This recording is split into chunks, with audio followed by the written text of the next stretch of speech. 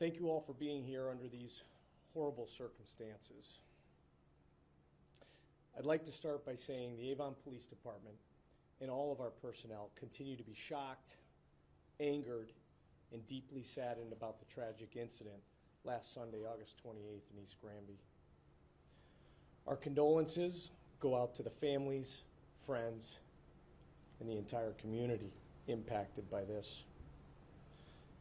This was completely shocking to everyone here. Many had worked closely with Thomas Jasius, some for as many as 24 years. He was well respected in the department and the community, which makes this even harder to comprehend.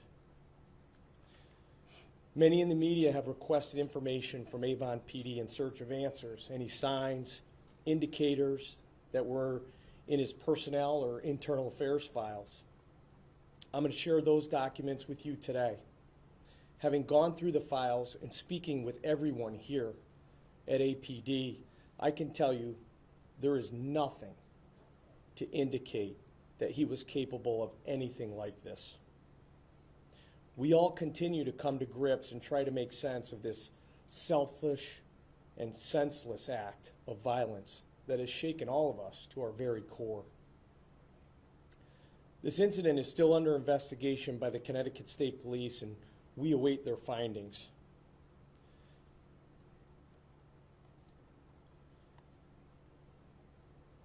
Although there's going to be no information that will ever ease the pain of how incomprehensible this action was.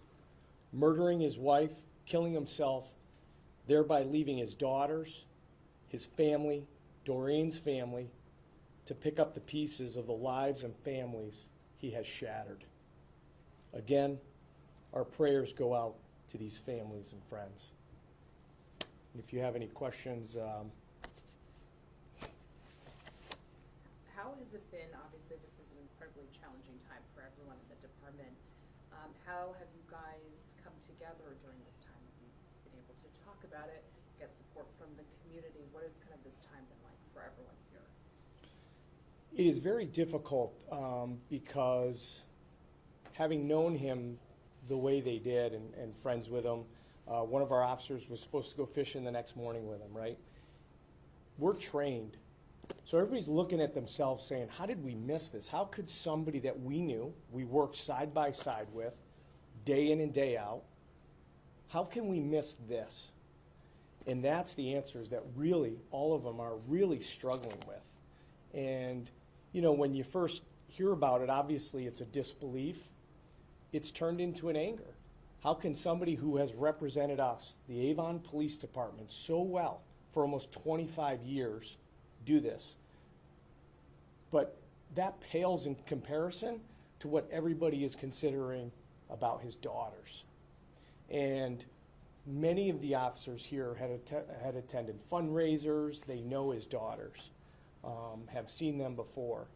And so that's where the anger comes in. How can somebody sworn to protect and to serve and do so well for so many years, work side by side, and then all of a sudden do something like this? And that's the anger that is coming in. We've had EAP, we've had several meetings, and as you can imagine, everybody is questioning themselves. And is there something that we missed? And again, of everybody we've talked to, there's not a single person who has said anything other than in his previous 24 years how he did a great job. So that's what we're struggling with. Chief, in his files notwithstanding, in the days immediately prior to this incident, did he act any different? Did he seem anything out of the ordinary?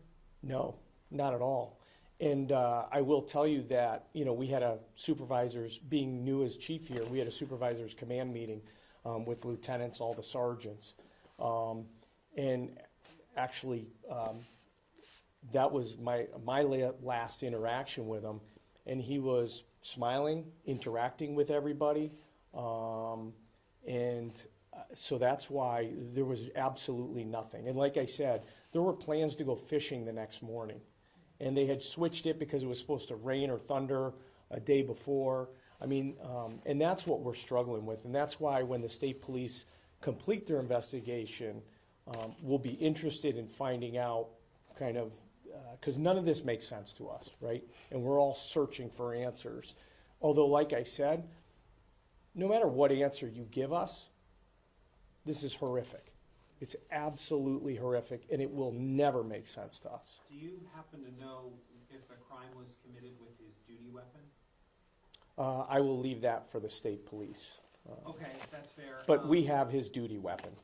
Okay, I was just gonna ask you, do you have any specific policies or procedures when it comes to the storage or transport of that weapon during off-duty times? So officers are issued their weapons. So they have to, just as in state law, our policy requires you to keep it under your control at all times. And if it's not, then it has to be secured in a locked container, just like is for permit holders or people with weapons. Are there going to be any changes? I mean, there's such a conversation now about mental health awareness. Are there going to be changes within the police department to perhaps maybe put some more support and resources in place for officers? Clearly, this is a very high-stress job. There's a lot going on in your day-to-day life. Are there plans to maybe put something in place to ease burdens and stress of what people feel and unfortunately can take home with them? So as chiefs of police, we have a health and wellness committee that focuses on police officer suicide. And I think everybody knows that that was a huge issue. I've been doing this profession for over 30 years. 30 years ago, we never mentioned it. It kind of was swept under the rugs and was never talked about. In these past several years, it has been on the forefront of the things we talk about with EAP and support, and making sure that anybody who identifies somebody as having a risk or being at risk, be it at a significant event in their life, a divorce, financial issues, that we ensure that they get the counseling and help they need. And also it's looked upon differently as administrators. It was shown as a sign of weakness 30 years ago, and you couldn't be an officer if you showed that sign of weakness. In today, your command staff and your chiefs understand that this is not an easy job, and we all carry burdens, whether it be through on the job or through our lives. And so we're very cognizant of that. And you may remember in the police accountability bill, they have every 5 years, officers are required to go to a mental health screening. So we had started Avon with a fifth of the department. Thomas Jasius was not one of those. I will tell you that in that same bill, they required drug testing every 3 years. In Farmington, when I was there when this bill came out, we required the health screening every 3 years with the drug, because I felt as a chief, and I think that is exactly what we will do in Avon. It's just as important to make sure that our officers aren't using any illegal drugs as it is to make sure that their mental health is where it needs to be. So obviously, we were following the law. Every 5 years, everybody has to be screened, so every department has cut that up, a fifth of their department every year. I think that when you say, what are we looking to do, that will be one thing to do.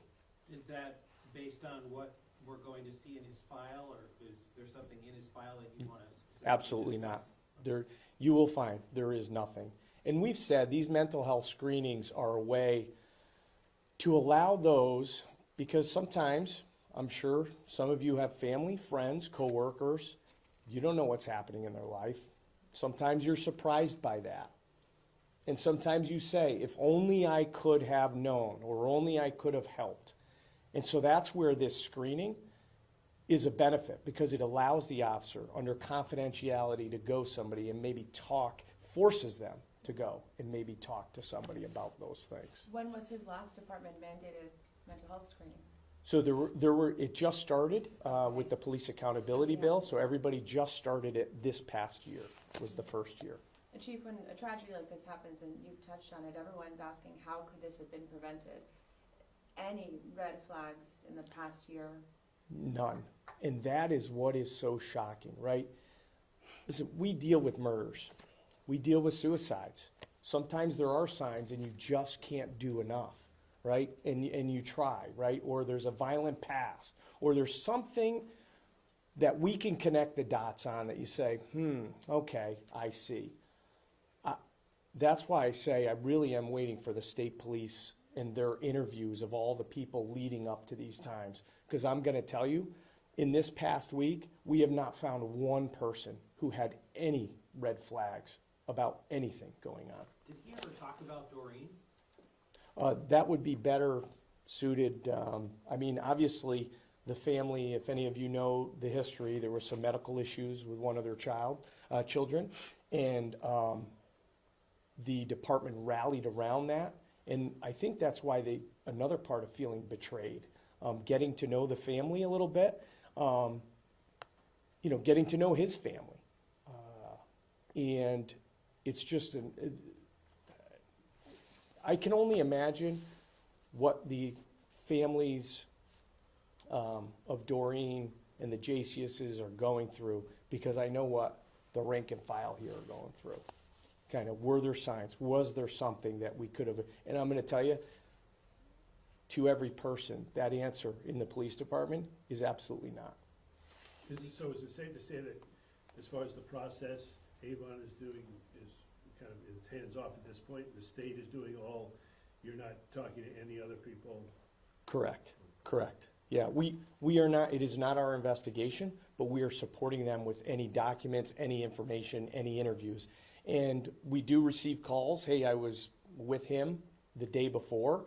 We are not interviewing those people. We are sending them directly to the state police major crimes.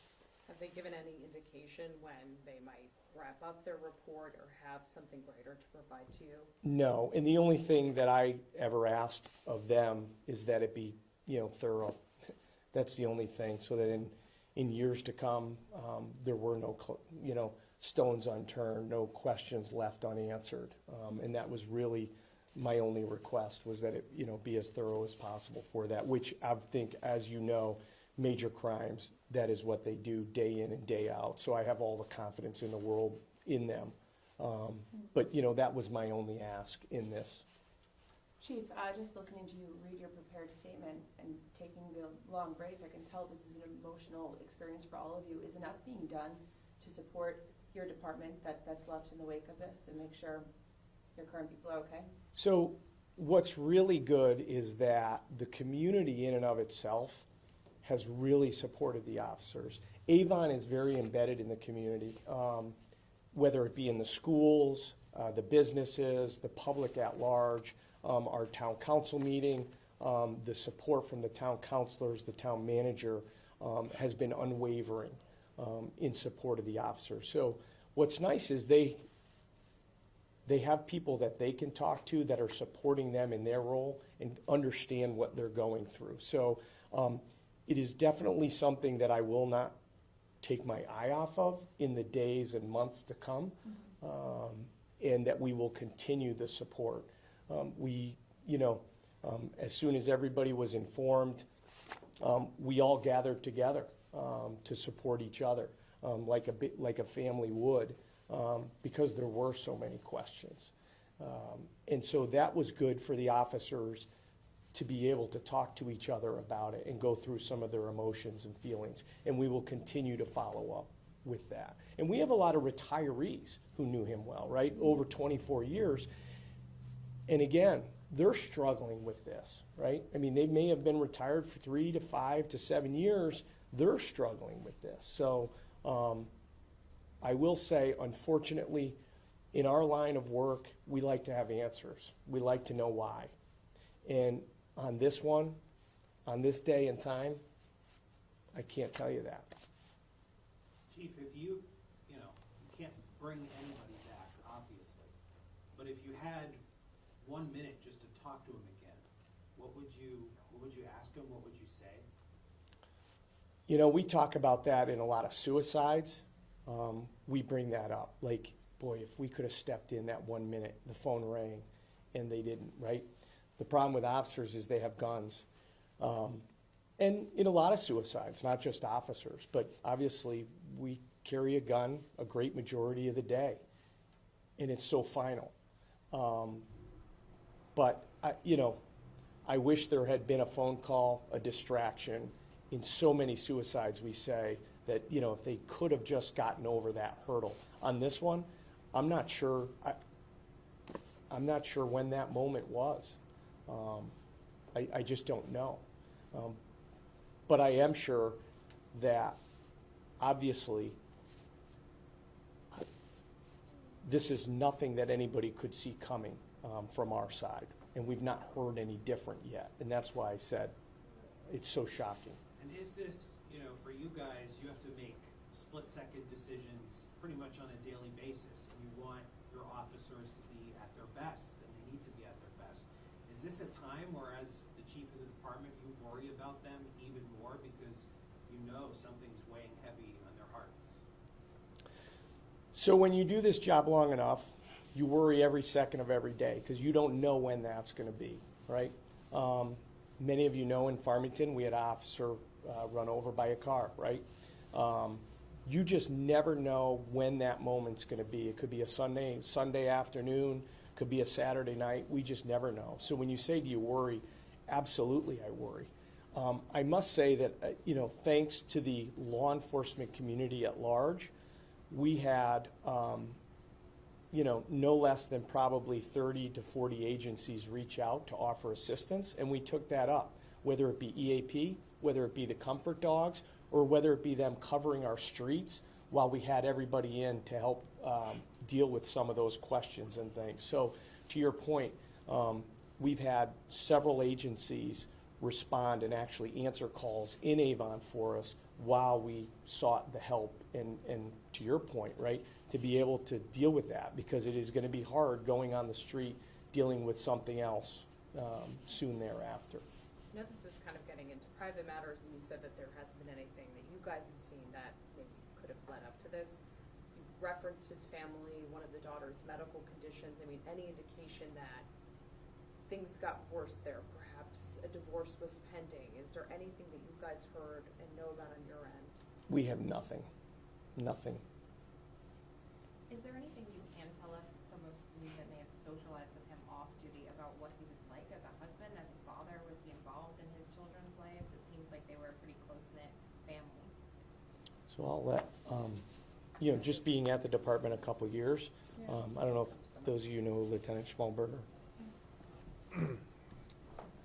Yeah, I've worked with TJ for 15 years. Had a lot of long conversations with him.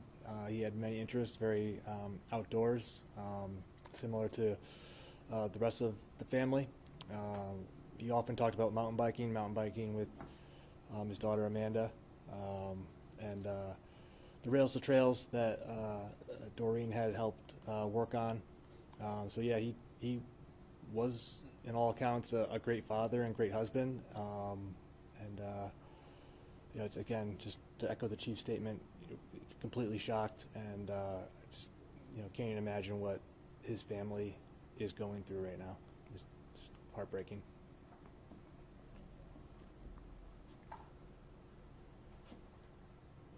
Did we miss anything that you would like to say? I wish. No, because we have more questions than answers, right? And that's the problem. We have more questions than answers right now. And again, really the theme of the department is, trying to support each other, but really the focus has been on how can we support those who are left behind. And so that's really been kind of the focus, and obviously this is a sensitive issue. We can all respect that, and we're all aware. And so, that's really been our focus, but that's been our conversation. There will come a time where hopefully that we can do something to support the family. So. Thank you for doing it. Yeah, thank you so Thank you. much. We're all so sorry. Thanks. Yeah. So I think he said, we'll take your emails, we'll send you a file. I have a whole set right here, for those of you who would like to peruse them. Yeah. Are this like entire history here? Yes, Great. yeah. Any civilian complaints in there too? So there Exactly. is one civilian complaint. No, I'm sorry. There were 2 civilian complaints. I think the last being in 2008. One of them, he was exonerated completely. He had made an arrest. A father didn't like that he had made an arrest for a youth with alcohol, and he actually was 100% in the correct in making that arrest. As the prosecutor, you'll see, it's in here. Okay. And the other one in 2008? And then there was one on forwarding a political email Okay. that he received. And you'll see all his evaluations in here, and they'll talk about him and the job he does. So, all Thank you. right. Is there a department photo of him as well that we might be able to I get? can get one. Probably right. Yeah, if you can send it to the emails. I can include that, sure. Yeah. Yep. We'll look to You do guys that. take like headshots here or something like that? For our police ID, we have just, Right. But I don't think it was in uniform, so I'm not sure. If we could get one photo, that would Yeah, be photo, helpful. Yeah. in or out of uniform, Yeah. as long as it's him. Yeah. Thank you. So Thank I'll, you. yeah, I'll leave these, and you'll see it's, there's a lot there, so. Are they like in order? So they're in order by